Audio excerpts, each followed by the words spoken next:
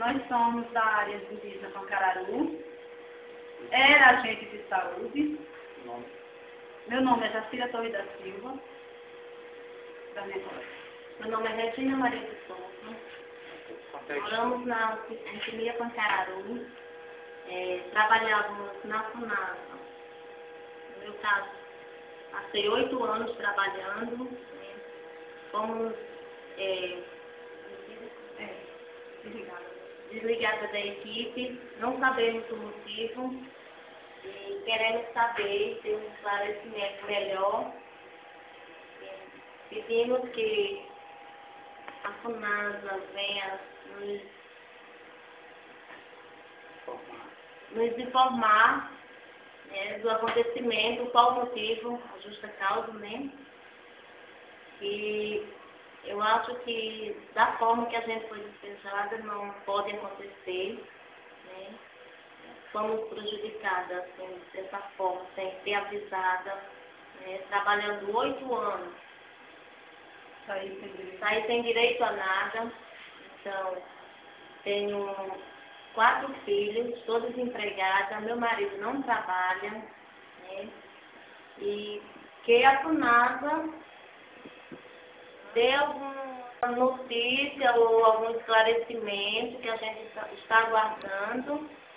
E estamos aqui pedindo a volta novamente, então uma nova chance a gente e esclarecer todas as formas que a gente errou e qual o motivo. Então, se tiver de ser, ter uma revisão que seja com todos, né?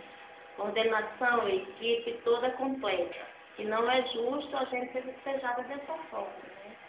Então, estamos aí desempregadas, né? Estamos pedindo apoio das lideranças, né? E que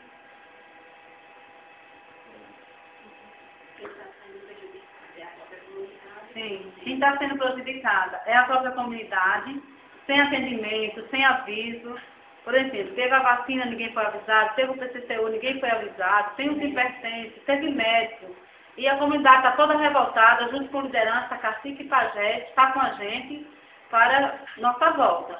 Então a gente quer uma chance que os chefes de lá venham aqui esclarecer alguma coisa para a gente, que agora a gente está no meio da rua sem saber o que é que faça, tem dívida para pagar, com criança, tem 6 filhos para dar de comer, marido desempregado. Então a gente está sem nenhum motivo, sem nenhuma justa, né, causa e sem direito a nada. Trabalhei 2 anos como voluntária, estagiando na minha área, que me colocaram, mais 4 anos, 5 anos contratada, e saí sem direito a nada. Agora estamos aí, sem saber o que é que faça.